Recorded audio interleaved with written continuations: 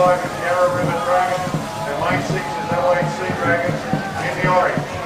So they make their way down to the halfway point, and it looks like it's Manly. They're in the turquoise with the white caps, and it's the Manly club showing out now from Yarra Dragons in 5, and Mavericks in between them in 4, and further out Adelaide Sea Dragons, and back to Southern Storm in 2. But it's still Manly in front in lane 3.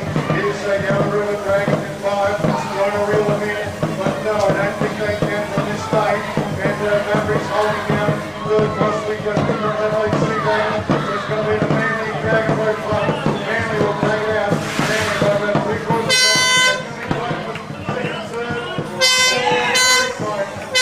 possibly Yarra Dragons from Mavericks in a tight photo there for the second and